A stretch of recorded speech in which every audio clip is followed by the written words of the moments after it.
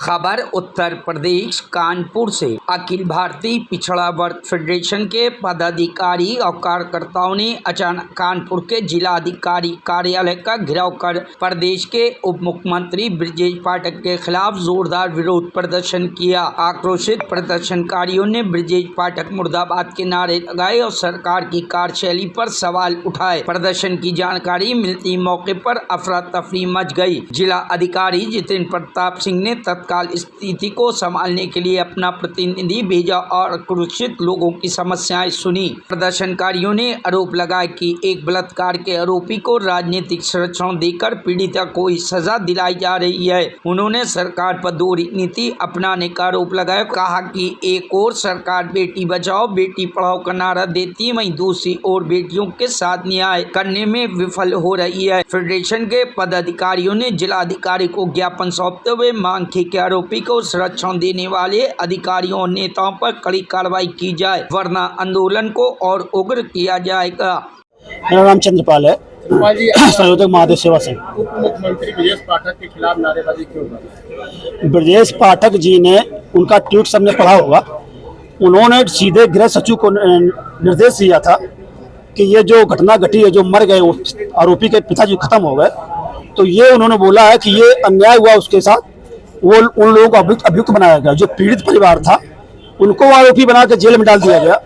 उनको ये समझ में नहीं आया। हर व्यक्ति समझ लेगा कि वो जो मृत्यु हुई राम बाबू तिवारी की, उसके पेट में इस तरह से लिखा गया है। हर व्यक्ति ये जानता है कि अपने पेट में खुद व्यक्ति इस तरह नहीं लिख पाएगा।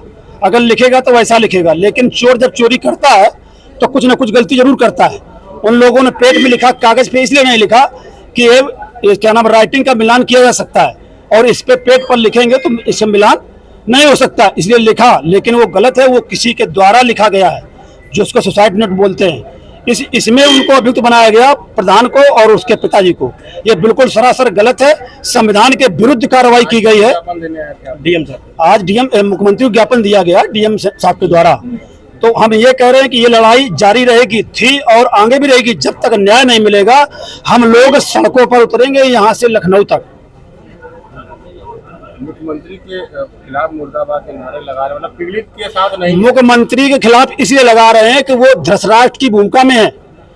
उनको दिखाई नहीं दे रहा है कि हमारे प्रदेश में क्या हो रहा है, कितने अन्याय हो रहे हैं। वो कहते हैं कि गरीब के साथ अन्याय नहीं होगा, अगर जो अन्याय करेगा अन्यायी बख्शा नहीं जाएगा। तो ये कथनी और करनी में कितना अंतर है। वो बोलते हैं कि किसी महिला बहन बेटी को छेड़ा जाएगा तो हमारा वो क्या बोलते हैं, यमदूत आगे चौराहे पे मिलेगा। तो वो यमराज जो है ना, वो हमें ये लगता है कि सवर्णों को छोड़कर बनाया गया है। और इसी जगह पे कोई अदर समाज का व्यक्ति होता या तो मुस्लिम होता तो उसको उसी दिन उसके पैर में गोली मार के उसको अरेस्ट कर दिया जाता और जमानत भी नहीं मिलती। लेकिन उसको जमानत दे दी गई, 500 एक्ट खत्म कर दिया गया, जबकि 500 एक्ट में जमानत का प्रावधान बिल्कुल नहीं है। तो वो धाराएं हटा करके सामान्य धाराओं में उसको अंदर करके इसके बाद जमानत पर छोड़ दिया गया।